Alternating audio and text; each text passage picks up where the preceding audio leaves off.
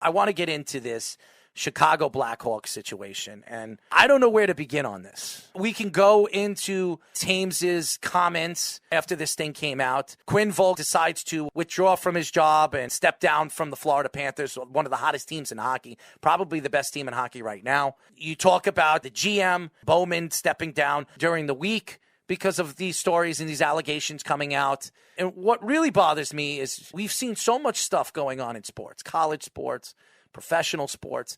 But when you hear a story like this, and we all know about the Paterno situation in Penn State and what was going on there, and we've seen so many documentaries. When you talk about the NHL and you talk about men, and these kids are 19, 20 years old, but they're 6'3", they're built like machines, and you hear a story like this, it just really ruffles who you are as a man, and it really ruffles what you think of an organization on trying to hide something that should have been open from the beginning when it happened. And there were a lot of other assistant coaches covering up, too. It wasn't just Quenneville initially on that team. Brad Aldrich was the guy that was caught molesting these players. Kyle Beach was the one who came out a couple days ago and was describing the situation, but there were apparently some others that were victimized as well. And there were other assistant coaches that ended up covering it up, too. The Winnipeg Jets GM as well is now in hot water because of this scandal as well. So it's definitely something that's going to be more than just those guys, too. And Jonathan Toews and Patrick Kane sticking up for Stan Bowman, yeah, that's not a good look for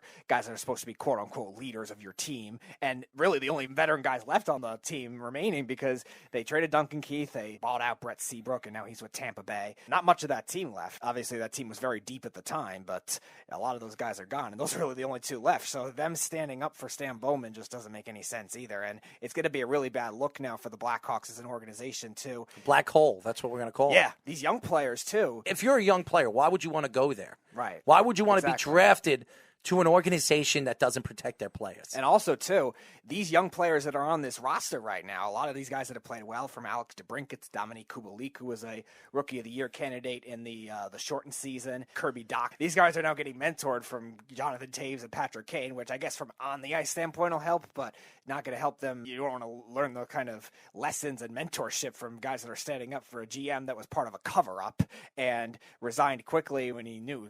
If he resigns as quickly as he did, he was obviously involved. He knew about something, or he's hiding from something, covering up something, and it definitely is a bad look for a lot of How could you guys. think that you were going to get away with this? Right. How do you think that nobody was going to find out about this, that this kid wasn't going to open his mouth that he was molested by one of his coaches? Kyle Beach is not a big name on that roster. He was a healthy scratch fourth-line guy that I don't even remember who he was before he came out, so maybe definitely why they were thinking, all right, maybe because it's not a big name, I can get away with it, but no, you're not going to get away with anything like that in today's society. You brought up Paterno. There was the same thing at Baylor with Art Skiles, too, and Hugh Freeze, too, with Ole Miss, too. Yep. There was a bunch of them in college sports, and so I think as a result, you're not going to get away with it in today's society now. There's going to be other teams, too, that they're probably going to get investigated for this, too, and definitely other members of that coaching staff, too. It's not just going to be Aldrich. It's going to be a lot more, and obviously Quenneville. I don't know if Quenneville actually brought some other assistants from Chicago to Florida, but that's definitely whatever's left of that team, they're not getting anywhere. To me, when you hear a story this sick, this disturbing, because I didn't know the story, and when we were talking about it on the Sports Loudmouths, I was attacking the kid because he's 6'3", 205 pounds when he was drafted. He's a big man. How do you let somebody molest you? But when you think about the story and what this guy did and actually bringing him to his house and telling him that you will not play on the playoff team, the Stanley Cup team, if you don't do the things that he asked him to do, to molesting him, is disgusting. I take back everything I said on the Sports Loudmouths because I didn't know the story until I read the allegations. And to me, the fact that Joel Quenneville didn't do anything, being that he's the head coach of the team, 3-time Stanley Cup champion, one of the best coaches in the NHL, right, and he didn't stand up to his players and stand up for his players and fire their coach and maybe got the authorities involved with this, it's disgusting. And it's very similar to the Paterno situation, if you think about it. But Joe Paterno, one of the winningest coaches. I think he was actually the winningest coach in college football at that time. And Joel Quenneville, the second winningest coach in NHL history. And they're both now not going to be known for that anymore because of their shadiness that they decided to hide from their assistant coaches.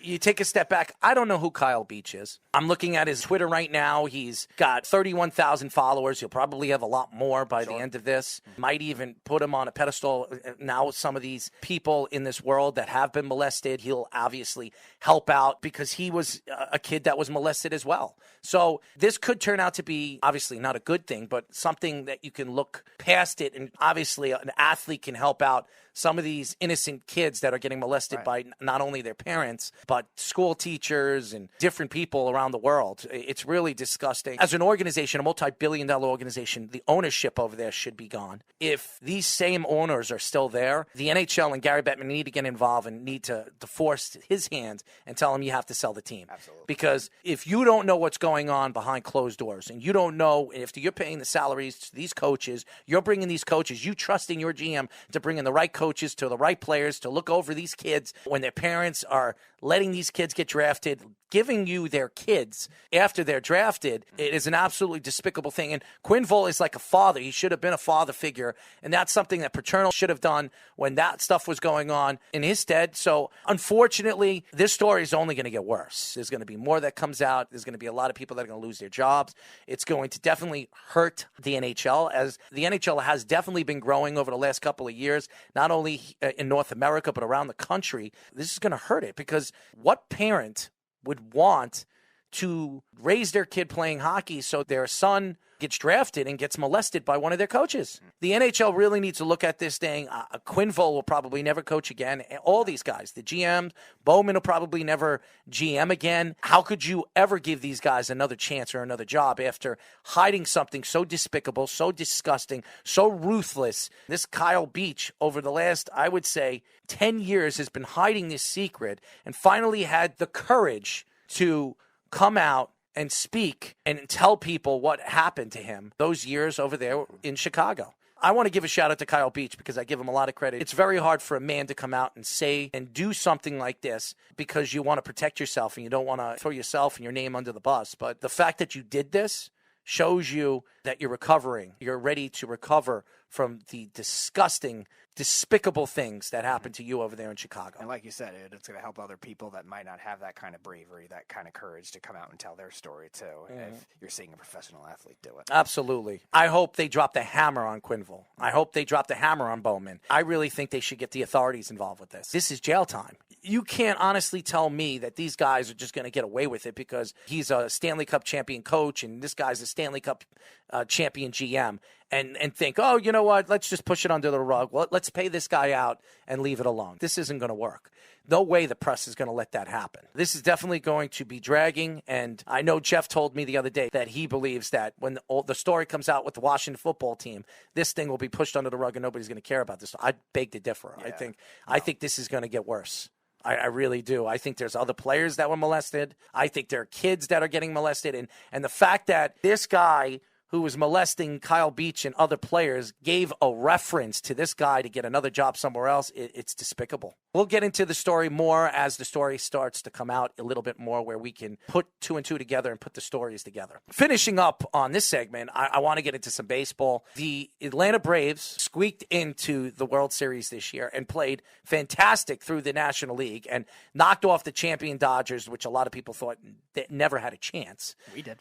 Yes, we did. I look at the Braves right now, even though they lost their star veteran pitcher to a broken fibula, that was a bad loss when it comes to a pitcher of that magnitude, a guy that has pitched very, very well throughout his career in the playoffs. He's been a dominant pitcher in the playoffs. One of the reasons why they made a move and signed him to $14 million in the offseason a year. You think of the Astros and the allegations, again, that's coming out from the Boston Red Sox stating that the Astros were whistling, tipping pitches. I'm not surprised. And if this story is somewhat true and the MLB investigates this again and they get caught, they should lose first-round draft picks. Obviously, you can't kick them out of the World Series because the series is over. But you have to do something to this organization and this team because these players are not learning. This team is not learning. What did it take? Being embarrassed by the world, being embarrassed and getting your GM fired, getting your coach fired, pretty much getting everybody fired. And some of your players, some of these other coaches, Alex Cora getting fired, obviously Carlos Beltran getting fired from the whole situation. This is an embarrassment. I don't know if the MLB is going to investigate. I think they will at the end of the season. They will investigate it and see if this is true. They did do the investigation with the Astros after that. Mm-hmm. If it is true, they should be heavily fined. Dusty Baker should be fired. I know Dusty Baker's an old man and stuff like that. Maybe he had nothing to do with it. It doesn't matter. You are the coach. You're the manager of the team. And being that you're letting this go, it's an embarrassment.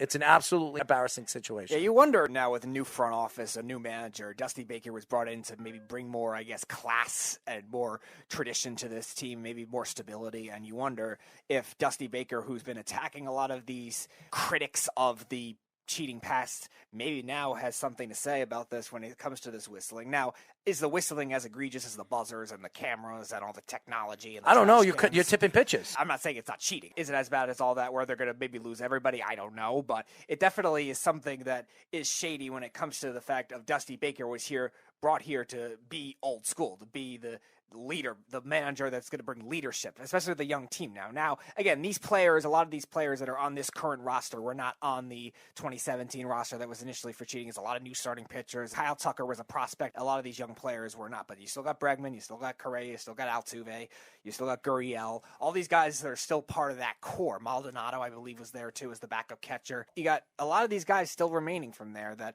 are definitely still going to have some influence on it. And if they didn't find another way to do it with the trash cans, with the buzzers, with whatever Altuve was covering when he hit the walk-off home run against the Yankees, it's still going to linger. And again, I don't know who is involved. I don't know if there's as much involvement, but it definitely is something to investigate. In terms of the Braves, they're just proving they can overcome a lot of different odds, even in that game when Morton got hurt. Morton pitched through the pain a lot of the time, too. Made a play on a comebacker. Actually ran to first base, I believe, at the end of the second inning, too, with all that. Struck out 2 guys after that. So kudos to him. That's a warrior-like performance. And again, will the Braves be able to overcome it? They've overcome Acuna's injury. They overcame pitching injuries all year. I wouldn't rule it out in a short series. And I hope they do. I don't want to see the Astros win. No, I don't think anybody does at this point. And you got a lineup that's still hitting on many different cylinders. We'll call them the Cheatstros. The asterisks is the popular one, but that works too.